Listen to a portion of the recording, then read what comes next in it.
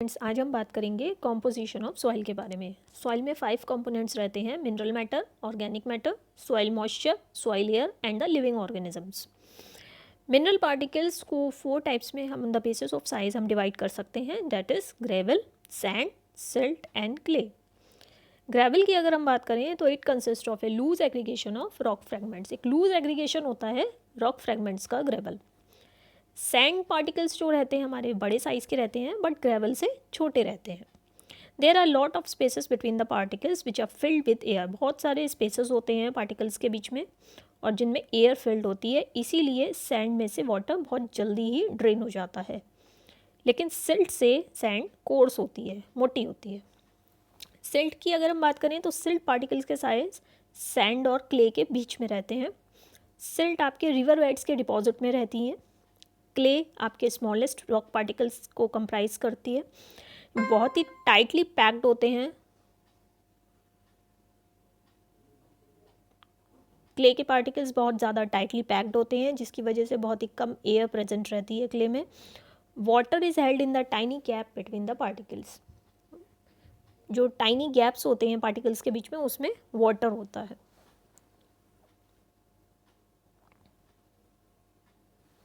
Next हम बात करते हैं टाइप्स ऑफ सॉइल की। Based on the proportion of 3 types of mineral particles, that is sand, clay and silt, 3 types of soil is recognized: sandy soil, loamy soil, clayey soil.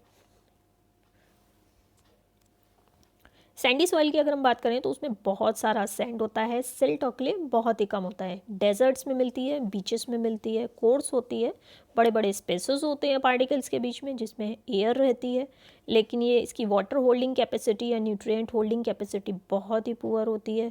Plant roots इसको hold नहीं कर सकती हैं। It does not bind very well. Binding capacity बहुत ही ख़राब होती है। Water holding capacity में पुअर होती है और इनमें न्यूट्रिएंट्स भी बहुत ही ज़्यादा कम रहते हैं। अब आपकी आ जाती है क्लेई सॉइल। क्लेई सॉइल में बहुत ही फाइन क्ले पार्टिकल्स रहते हैं। सैंड एंड सिल्ट ट्रेसेस में रहते हैं। The spaces between soil particles are very small. Very little और no air is trapped in it. Clayey soil में एयर बहुत कम रहती है। It can hold much water and drains it out slowly. ये बहुत ज़्यादा पानी होल्ड कर लेती है और इससे आसानी से ड्रेन भी नहीं हो पाता है पानी। ये प्लांट्स की ग्रोथ के लिए अच्छी नहीं रहती है। सॉइल बहुत स्टिकी होती है जब गीली होती है। जैसे कि हम मार्केट में क्ले आती है, बच्चे टॉयज़ बनाते हैं, बहुत स्टिकी रहती है और can be moulded into any shape. और हम जानते ही हैं कि क्ले को हम किसी भी शेप में मोल्ड कर सकते हैं, लेकिन जब ये ड्राई हो जाती है तो ये बहुत ज़्यादा हार्ड हो जाती है। लोमी सॉइल की अगर हम बात करें, loamy is a mixture of sand, silt and clay in perfect proportions. इसमें बहुत ज़्यादा ह्यूमस रहता है लोमी सॉइल में। सॉइल में लार्ज एंड स्मॉल स्पेसेस काफ़ी रहते हैं ताकि एयर और वाटर को फ्लो मिल सके। इसकी वाटर होल्डिंग कैपेसिटी बिल्कुल सही होती है। इसको बहुत ईजीली प्लफ किया जा सकता है और प्लांट्स की ग्रोथ के लिए ये बेस्ट सॉइल होती है।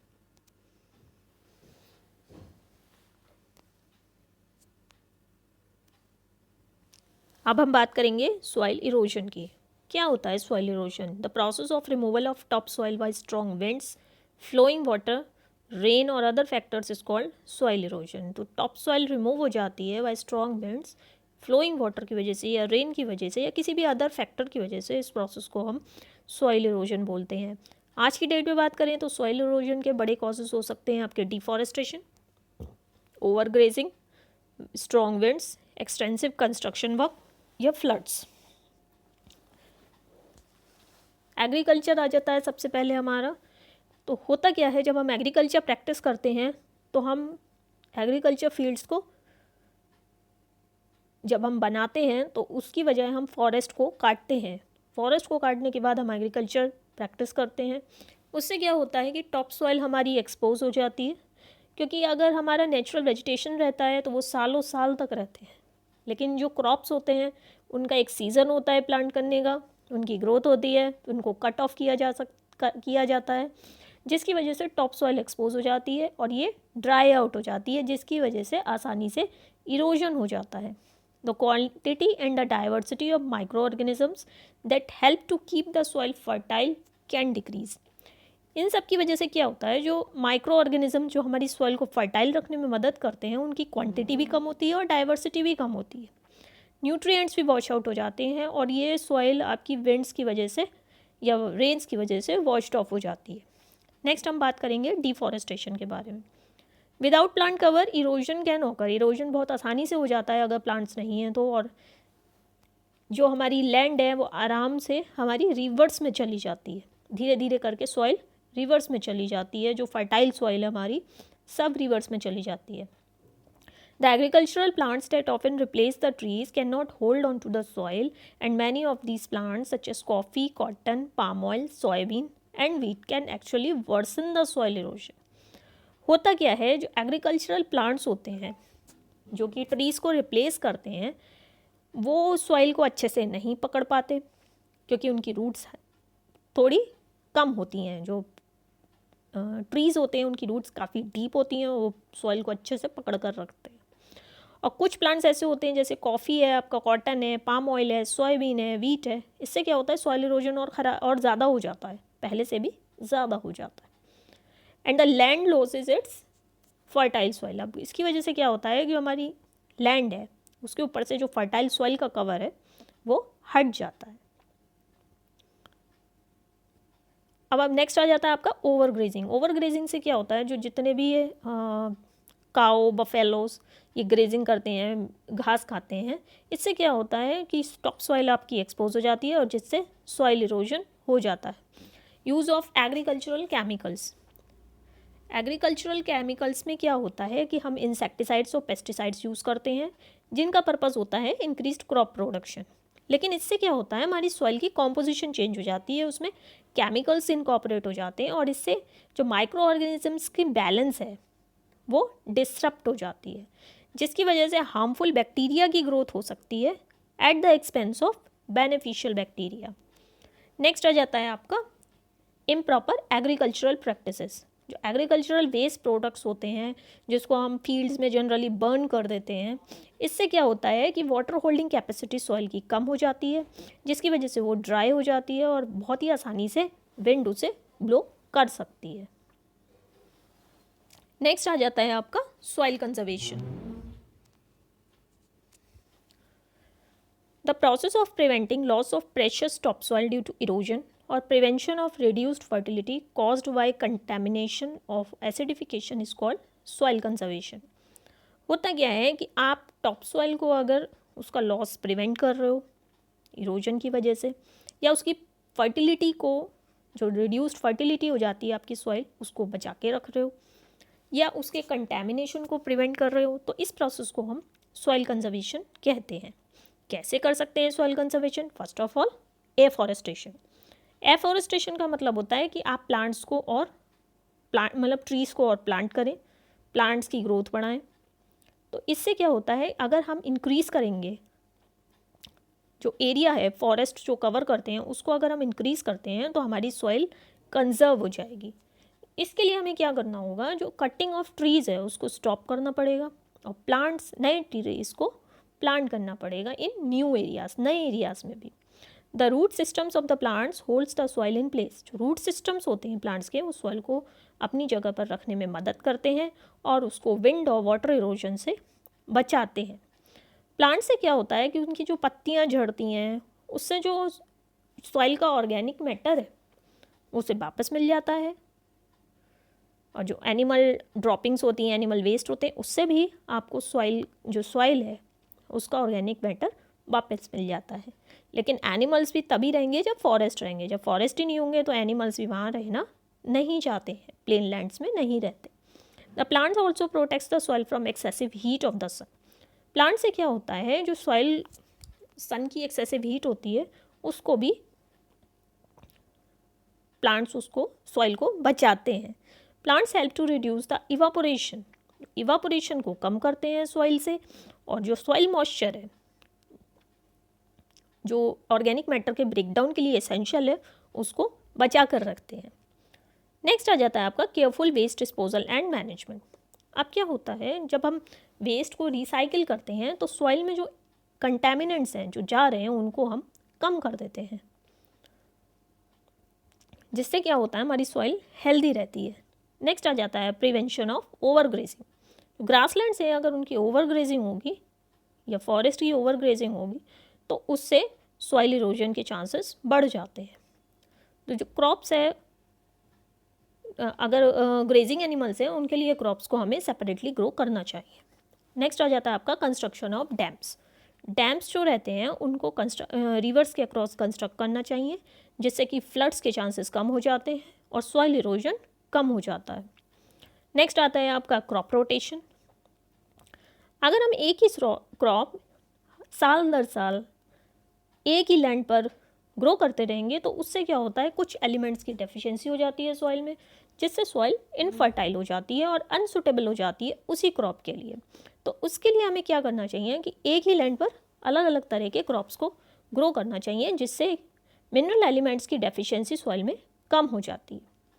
नेक्स्ट आ जाता है आपका टेरेस फार्मिंग। टेरेस फार्मिंग हम हिली एरियाज़ में प्रैक्टिस करते हैं, जिससे क्या होता है कि जो वाटर लॉस है, जो अल्टीमेटली सॉइल इरोजन है, उसको हम कम कर देते हैं ड्यूरिंग रेनी सीजन। इसमें क्या होता है, स्लोप्स बनाई जाती हैं, हिल्स में स्लोप बनाई जाती हैं इन फ्लैट फील्ड्स की फॉर्म में, जिससे वाटर का फ्लो हम स्लो डाउन कर सकें। नेक्स्ट आ जाता है आपका wind erosion. Wind erosion is reduced if rows of trees and shrubs are planted at right angles to the direction of winds. इसमें क्या होता है कि जो विंड्स की डायरेक्शन है उसके अपोजिट हम प्लांट्स या ट्रीज को ग्रो करते हैं, प्लांट करते हैं, जिससे क्या होता है सॉइल का लॉस कम होता है। नेक्स्ट आ जाता है आपका सॉइल पॉल्यूशन। सॉइल पॉल्यूशन के कॉजेज़ क्या हो सकते हैं? एक तो इम्प्रॉपर डंपिंग ऑफ गार्बेज को हम इधर उधर डंप कर देंगे, या सीवेज वेस्ट को सॉइल में हम इधर उधर डंप कर देंगे, तो उससे सॉइल पॉल्यूशन के चांसेस बढ़ जाते हैं। एसिड वाटर है, जो फैक्ट्रीज़ हैं, इंडस्ट्रीज से एसिड वाटर आता है, या एसिड रेन है, इससे भी जो एयर पॉल्यूशन से होती है उससे भी सॉइल पॉल्यूशन के चांसेस बढ़ जाते हैं, क्योंकि सॉइल्स में केमिकल्स की क्वांटिटी इंक्रीज़ हो जाती है। Excessive use of pesticides and fertilizers. अगर हम पेस्टिसाइड्स एंड फर्टिलाइज़र्स का यूज़ बहुत ज़्यादा करते हैं तो इससे भी सॉइल में कंटेमिनेंट्स या केमिकल्स की क्वांटिटी बढ़ जाती है। Industrial discharges of chemicals from mining and manufacturing of goods. जो माइनिंग के बाद जो केमिकल्स का डिस्चार्ज होता है, या गुड्स मैन्युफैक्चर के बाद जो वेस्ट केमिकल्स होते हैं, वो भी सॉइल में इनकॉर्पोरेट हो जाते हैं, जिससे सॉइल पॉल्यूशन हो जाता है। नेक्स्ट आता है आपका spillage and leakage of chemicals. जो केमिकल लीकेज होता है या स्पिलेज होती है, तो इससे भी all of a sudden chemicals soil में इनकॉर्पोरेट हो जाते हैं और सॉइल पॉल्यूशन बढ़ जाता है। Improper dumping of plastic and metals which do not decay easily. तो प्लास्टिक एंड मेटल्स हैं उसकी हम डंपिंग प्रॉपरली नहीं करेंगे, जो कि आसानी से डीके नहीं हो सकते, तो इससे भी सॉइल पॉल्यूशन बढ़ जाता है। नेक्स्ट आता है आपका effects of soil pollution. Human health में अगर बात करें तो crops and plants grow on polluted soil, तो उससे क्या होता है जो पॉल्यूटेंट्स हैं आपकी सॉइल में वो प्लांट्स में इनकॉर्पोरेट हो जाते हैं, और उन प्लांट्स को अगर हम कंज्यूम करते हैं तो वो ह्यूमंस में भी आ जाते हैं। लिविंग और working in contaminated soil can leads to respiratory diseases. इन सभी से हम रेस्पिरेटरी डिजीजेस के लिए प्रोन हो जाते हैं, स्किन प्रॉब्लम्स के लिए प्रोन हो जाते हैं, या और तरह के हेल्थ इश्यूज भी हो जाते हैं। प्लांट्स की बात करें तो use of inorganic fertilizers pesticides alters the composition of soil. Inorganic fertilizers या पेस्टिसाइड्स की वजह से सॉइल की कंपोजिशन ख़राब हो जाती है और उससे सॉइल की फर्टिलिटी डिक्रीज़ हो जाती है, जिससे सॉइल की क्वालिटी ख़राब हो जाती है, और अल्टीमेटली उसी सॉइल पर अगर हम क्रॉप्स ग्रो करेंगे तो वो भी ख़राब हो जाती है, और इस तरह से हमारी लैंड एग्रीकल्चर के लिए अनसुटेबल हो जाती है। नेक्स्ट हम बात करेंगे control and prevention of soil pollution. कैसे कंट्रोल कर सकते हैं एंड कैसे प्रिवेंट कर सकते हैं। तो इसमें क्या है कि एक तो हम ऑर्गेनिक फर्टिलाइज़र्स का यूज़ करें instead of chemical fertilizers and pesticides.